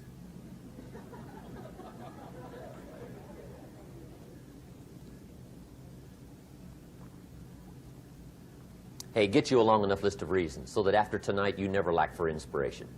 You might not have all the answers right away, but you can get the answers if you can get the reasons. Now, let me give you a little simple formula for goal setting. Okay? We take 2.5 hours on the weekend for the whole 10-year plan. We don't have time for that tonight. But let me get you started with a little simple formula Mr. Schoaf gave me. And maybe this will be helpful. First of all, I've divided goals into two parts. First is long range. Long range goals. That's your dreams. Your dreams for the next 3, 5, 10, 20, 30, 40 years. Actually, the rest of your life. Your dreams. You've got to keep dreaming. Ronald Reagan, president, said to the joint session of Congress a few weeks ago, the Republic is a dream. And if we don't keep dreaming, we will lose the Republic. Your better future is a dream for yourself and for your family. Where do you want to go? What do you want to do? What do you want to be? What do you want to see? You've got to dream dreams. There's a Bible phrase that says, without dreams and visions, people perish. You've got to have something to go for that inspires the heart and the soul. Dreams. From the children of Sanchez, it says, take the crumbs from starving soldiers, they won't die. Take the bread from hungry children, they won't cry. But without dreams, we all will die. You've got to dream. Don't lose your dreams for yourself, for your future, for your family. The dreams of love and enterprise and travel and doing things, becoming something unique on your journey here. Don't lose your dreams. Do some dreaming. That's long-range goals. You've got to have those. So that's number one. Here's the second part of goals, short range. Short-range goals. That's your goals for tomorrow, this week, this month, this year, the immediate future. We call these confidence builders. Because if you set up something short-range, go for it, get it, latch onto it, work hard, accomplish it. That starts building your strong feelings to go for your dreams. Now, I've divided goals into 3 categories. Here they are. Number 1 is economic. That's your goals for money, income, business, profits, production. Economics. Make sure you've got your economics well planned. Economics plays a major role in everybody's life. Economics is major, which means it ought to be meticulously well planned for tomorrow, this week, this month, this year, long range. What if you asked somebody tomorrow if you could see their meticulously well-planned list of economic goals? What would they probably say? They say, you some kind of a nut? You must be weird. Hey, I found out what success is. Success is doing what the failures won't do. Make sure you've got your economics well planned. It'll put you in the top 5%. One of the key little subjects we talk about on the weekend is the 7 fundamentals for wealth and happiness.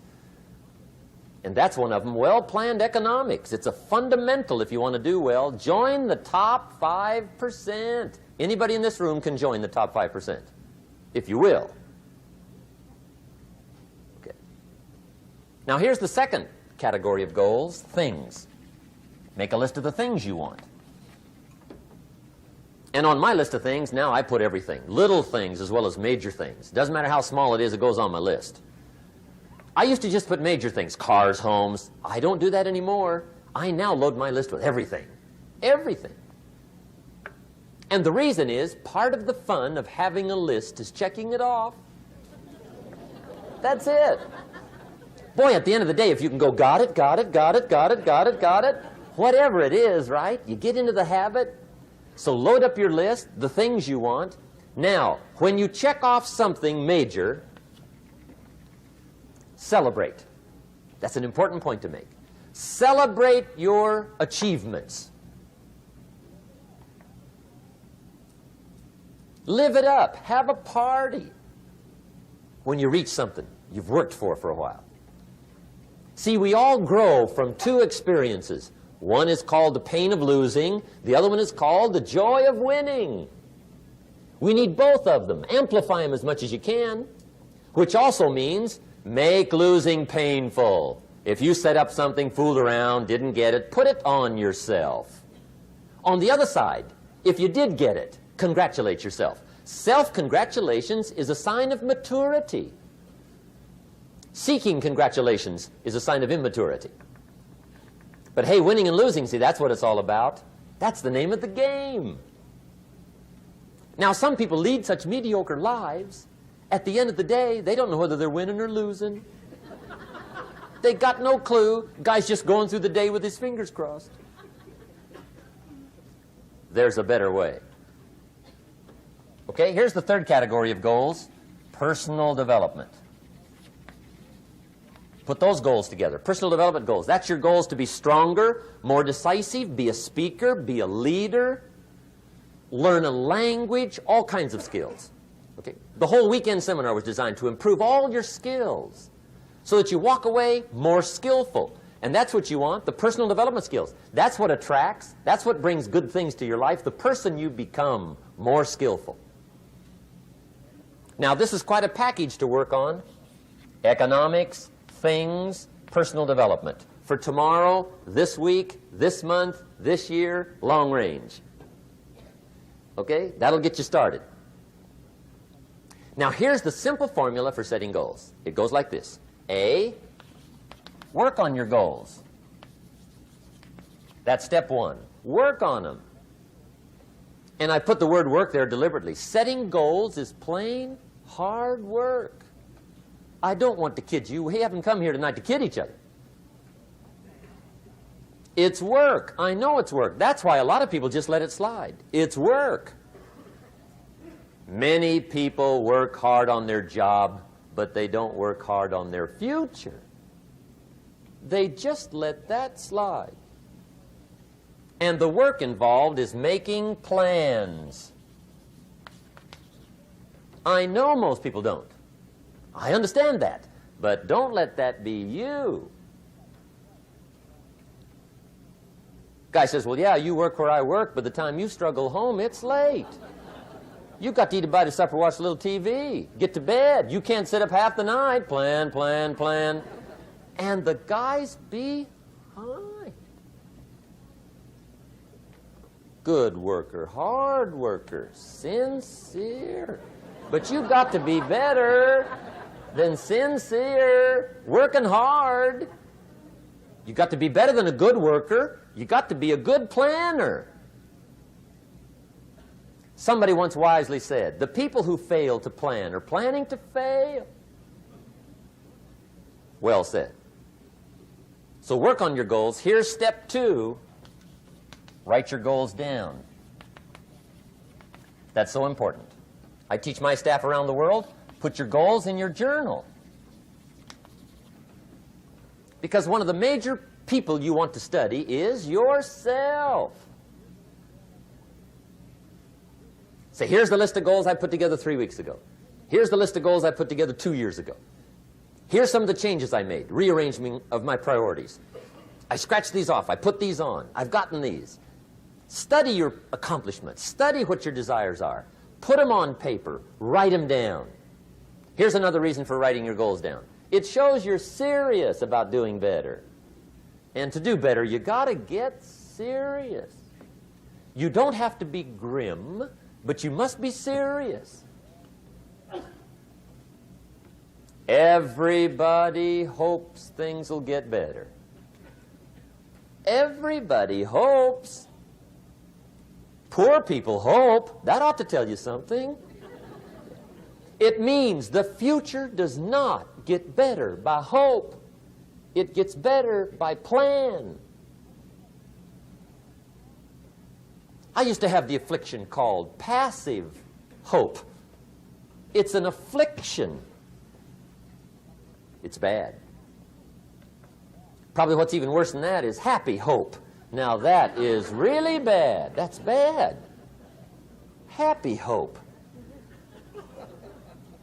The guy's 50 and he's broke and he's still smiling. See, that's not good.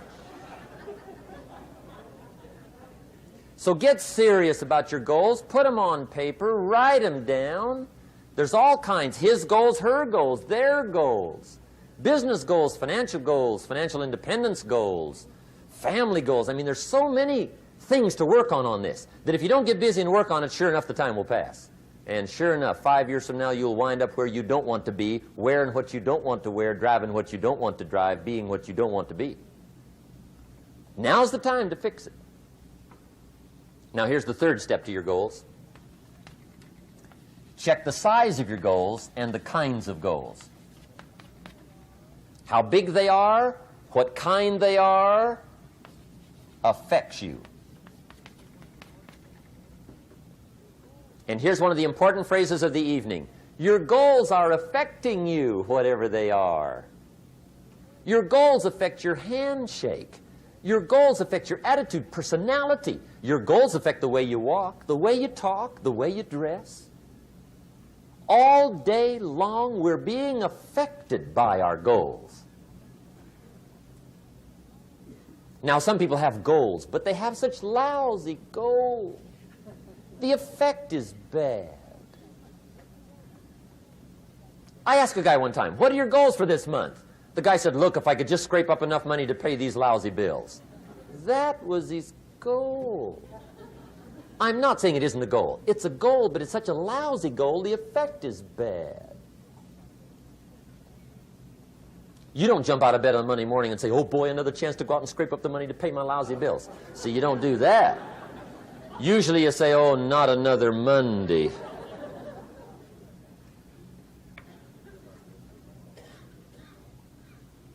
And some people have so given up on life, they have joined the thank God it's Friday club. How sad. Surely those are the same people, when life is over for them, will say, thank God it's over. Let me give you a Bible philosophy that teaches how to get whatever you want. That's the title of the next set of notes. How to get whatever you want. From the Bible. Now again, I'm an amateur when it comes to the Bible. I'm not a pro. But this I can quote, and I think that'll be sufficient. How to get whatever you want. Here's what it says if you're ready. It says, ask.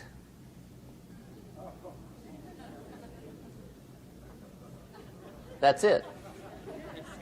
End of notes. Ask. If there's one art in life to learn extremely well, that's got to be one of them. The art of asking.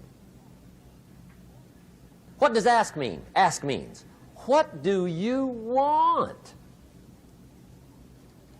And the formula is staggering. It says ask and what? A guy ought to look into that.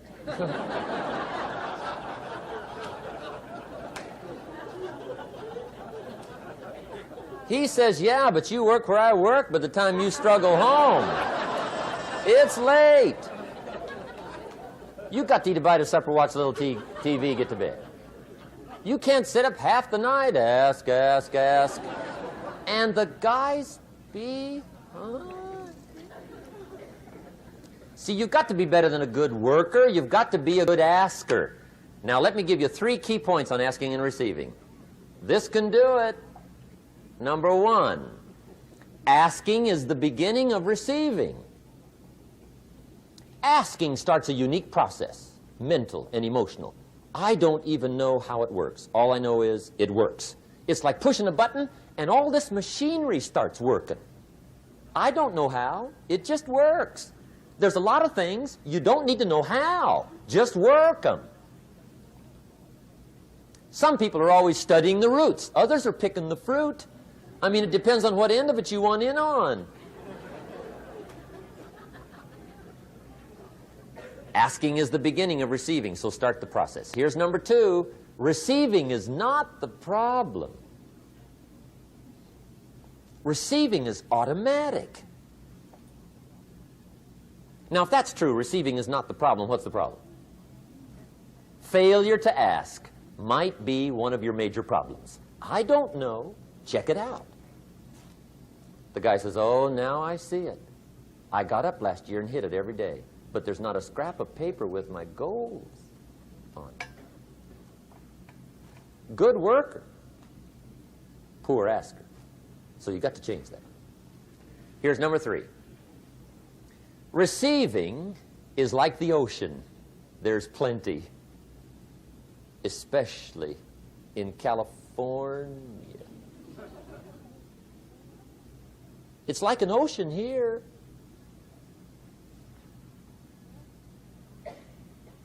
Success is not in short supply. It isn't rationed, and you stepped up to the window and it was all gone. No, no, no. It's like an ocean here. Now, if that's true, what's the problem? Well, some people go to the ocean with a teaspoon. Have you got the picture? See, what you want to do in view of the size of the ocean is trade your teaspoon for at least a bucket, and you'll look better down at the ocean. Kids won't make fun of you, right? Okay. Now, there's 2 ways to ask, and we'll wrap up goal setting. 2 ways. Here's number 1. Ask with intelligence. It didn't say ask intelligently, but I'm sure it meant that. Don't mumble. You don't get anything by mumbling. Be clear. Be specific. Intelligent asking means how wide, how high, how soon, when, what size, what color, how much.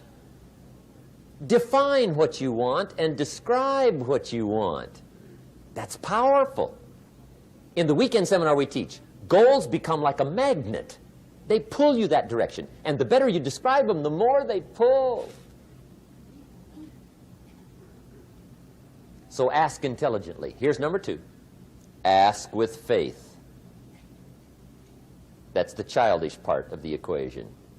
Believe you can get what you want like a child.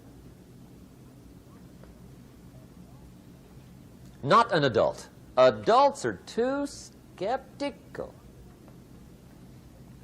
So the formula really reads, make plans like an adult and believe in them like a child. And the most incredible things will happen. Just try it for 90 days. Just try it. You can always go back to the old ways. Just try it. Just 90 days, 90 days. Now, here's the last qualifying phrase on goal setting, as we promised to qualify everything. And it simply goes like this. Remember, you won't get everything you want. And we've already studied the reason for that. Simply, sometimes it hails on your crop and rains on your parade.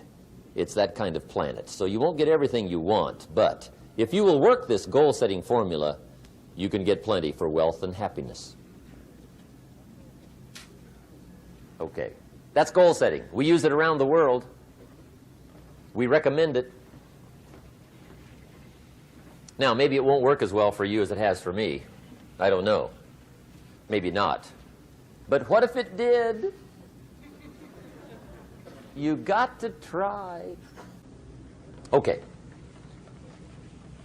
Here's the last subject, the day that turns your life around. Let me just quickly give you a list of 4 emotions that can change your life in one day. Emotions are powerful. Sometimes it doesn't take much to alter your whole life direction.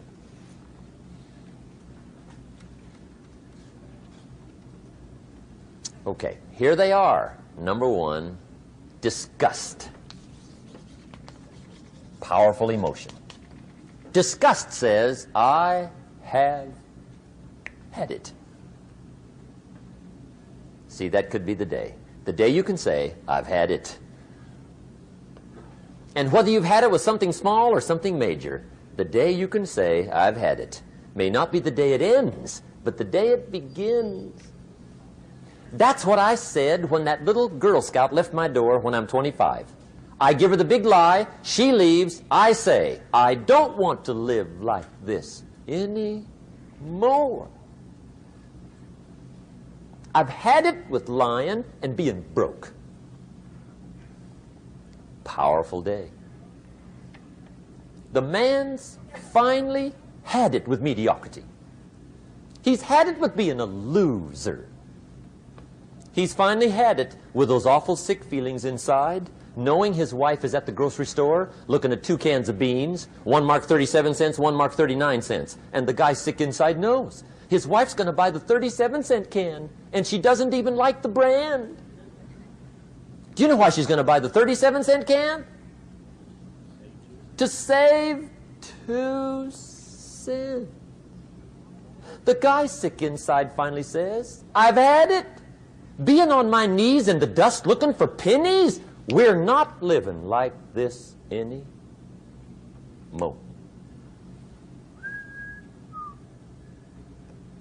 Could be the day that turns your life around. The day you can say, I've had it.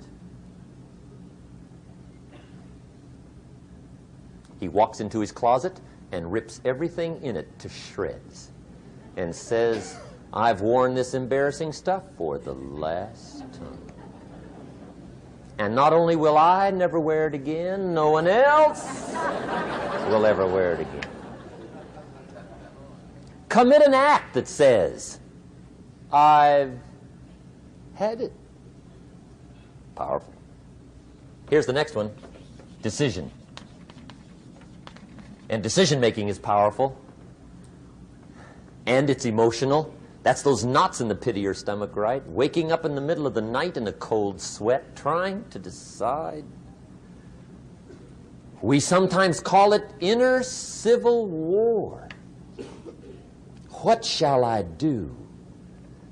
Well, for progress, you must decide.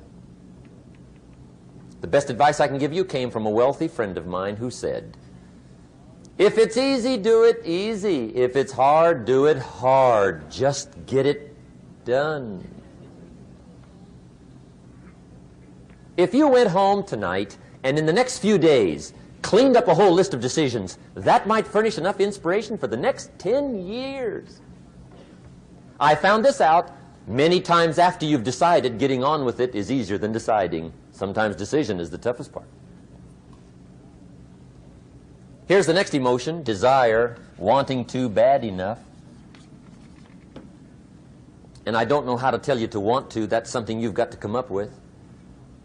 There's 2 things I know about desire. Number 1, it comes from inside, not outside. You don't send off for it.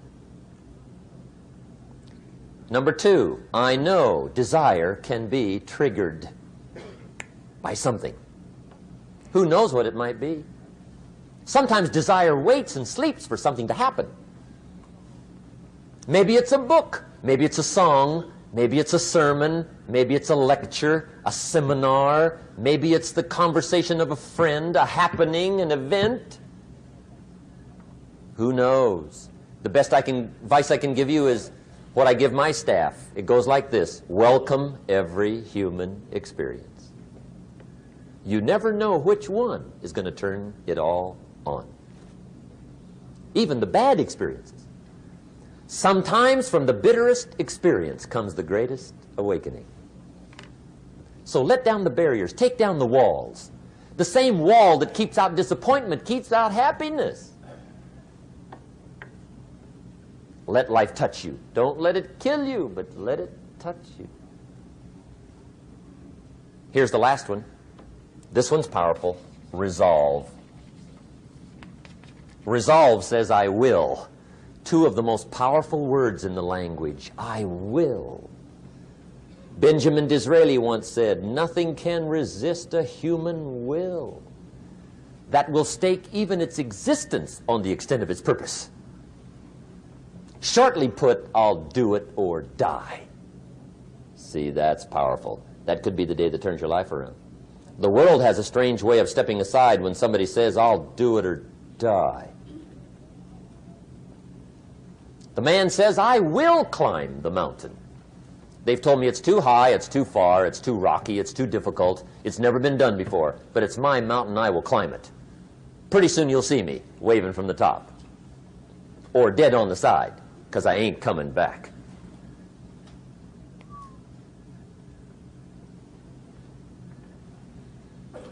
The best definition I ever got from the word resolve came from a little junior high girl in Foster City, California, up north. I'm talking to the junior high kids one day. I love to ask kids definitions. They come up with beauties. I got to the word resolve and I asked, who can tell me what resolve means? And I got several hands, and they were all pretty good, but the last one was the best. Little girl, about 3 rows back, held up her hand. She said, Mr. Rohn, I think I know what resolve means. I said, darling, what do you think it means? She said, I think it means promising yourself you will never give up. I said, that's it. Webster, stand aside. That is the definition.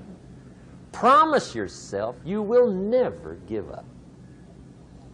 I asked the kids, how long should a baby try to learn how to walk? How long? How long would you give your average baby before you shut him off? How long? See, any mother in the world would say, you're crazy. My baby's going to keep trying until it learns how to walk. What a magic formula. Now let me show you what triggers all emotions into activity that brings results. And results is the name of the game. Here it is. Action. Finally, you must do something about how you feel.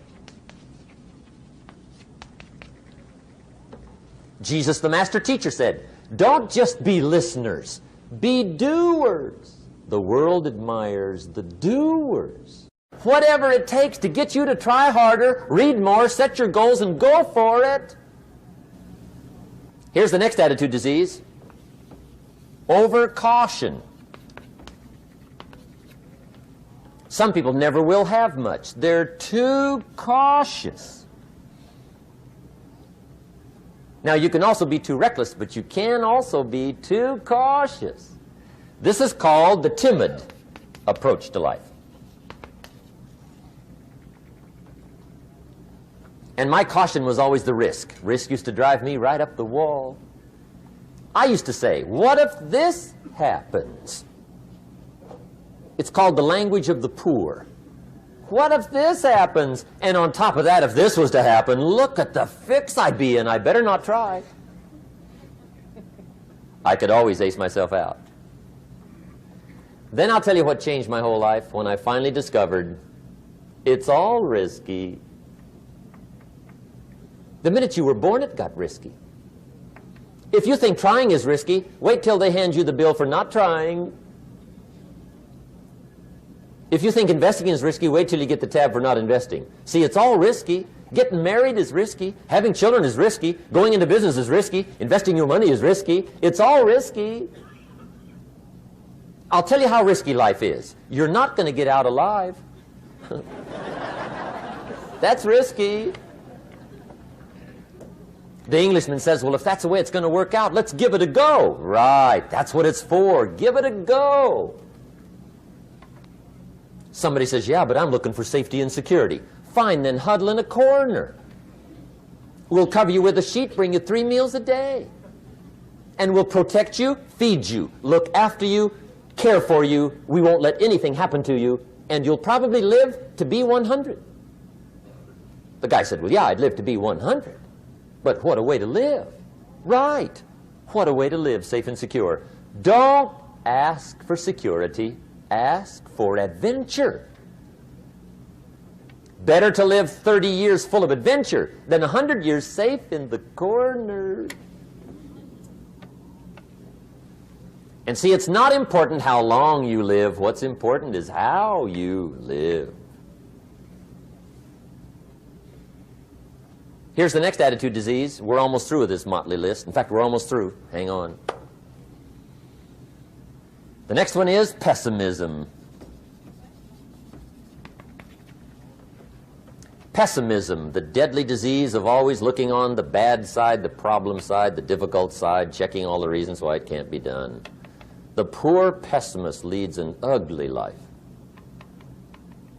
He doesn't try to figure out what's right. He tries to figure out what's wrong. He doesn't look for virtue. He looks for faults. And when he finds them, he's delighted. How ugly. This is the poor guy who looks through the window, doesn't see the sunset. He sees the specks on the window.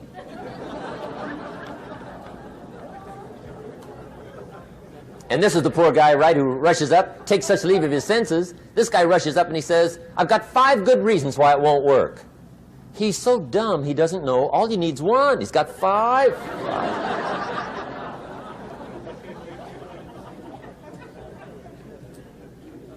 To the pessimist, the glass is always half empty. To the optimist, the glass is half full. Why would the same measure affect people 2 different ways? Answer, it all depends on how you look at it. Our lives are mostly affected by the way we think things are, not the way they are. The way we think they are affects us most. There's a subject we don't have time to get into tonight called better thinking habits. One of the major things Shove taught me when I met him, he said, poor thinking habits keeps most people poor. Not poor working habits. Most people work hard, but they don't think hard. And Shove taught me that the mind is like a factory, a mental factory. And whatever you think about all day long pours ingredients into this mental factory. And that's what builds the economic, social, financial fabric of your life. He quoted me a Bible phrase that says, as you think, so you become. How awesome. When he talked about poor thinking habits, he had me. I used to start the day reading the morning newspaper. I mean, you can believe that or not. I'd get a cup of coffee and read the paper. I'd load up on wars and riots and murders and stabbings and killings and bank robberies and muggings and car wrecks and tragedies. I'd even read the back pages. I seem to like that stuff for some weird reason. I'd load up on all that, and then I'd start the day. You can imagine the kind of days I used to have. You walk around on your financial knees. They call you economic peewee.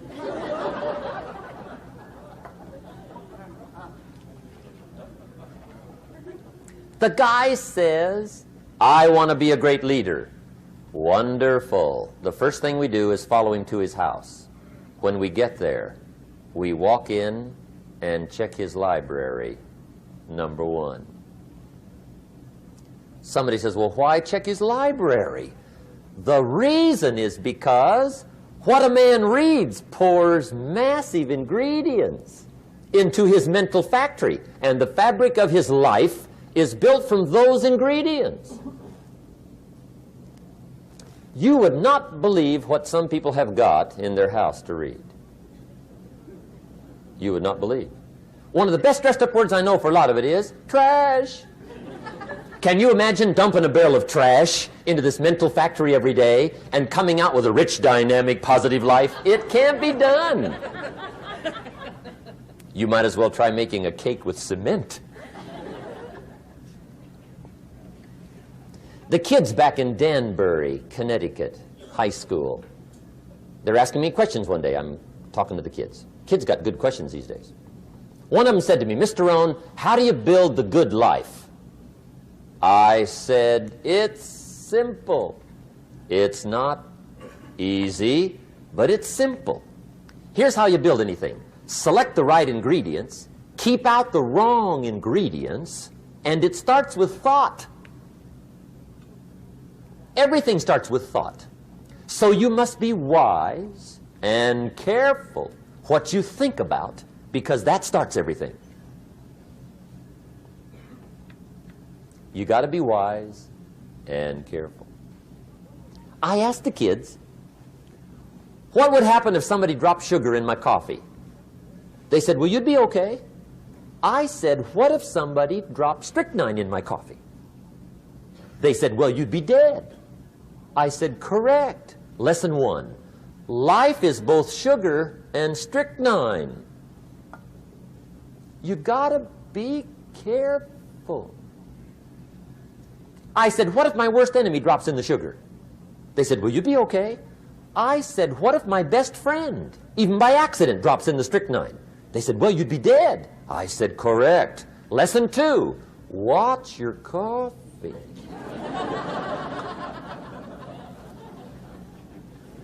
You got to be careful. See, it doesn't matter who hands you the bad stuff. It doesn't matter where you get the bad stuff. It'll still do its damage on your bank account, wherever you get it. Mr. Schoaf gave me one of the greatest phrases when I first met him when he said, Jim, every day stand guard at the door of your mind. How important. Stand guard at the door of your mind. And you decide what goes into your mental factory. Don't let anybody just dump anything they want to in your mental factory, because you've got to live with the results. Okay, here's the last disease, and we're through with this list. In fact, we're almost through. Hang on. The last subject is very brief. The last disease, but this one is deadly. Engage in this one, indulge in it even slightly, and you might as well forget the future, because it's going to forget you. Complaining, crying, whining, griping, a Bible word called murmuring. See, that'll ace your future. Spend 5 minutes complaining, and you have wasted 5. And you may have begun what's known as economic cancer of the bone. Surely they will soon haul you off into a financial desert and there let you choke on the dust of your own regret. I hope I said that well, so you won't forget. It's a deadly disease. If you don't think it's bad, ask the children of Israel of Old Testament fame. Typical of us all, their story just happened to get in the book. Story says, children of Israel were slaves. God performed a series of dazzling miracles and got them out. And now they're heading for the promised land. Remember the story? Heading for the promised land. Tragedy of the story, they never got there. Reason. From day one, they started to complain. They griped about the water. They griped about the weather. They whined and cried and griped about the food. They griped about the leadership. They whined and cried because it was too far, too cold, too hot, too difficult, too miserable. I mean, they whined and cried for years. Finally, God said, I've had it, trip canceled. Or something like that. The story says they died in the desert, never got to the promised land. Which I think means 2 things. Indulge in this long enough, you get your future canceled. And I guess it also means even God himself can only take so much.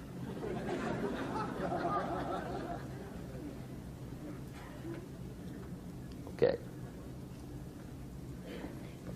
Just be on the lookout of the things that can destroy all the good you start. The war is on. And this evening, tomorrow, mentally, personally, socially, economically, you got to make sure you're winning the war. And this is part of it.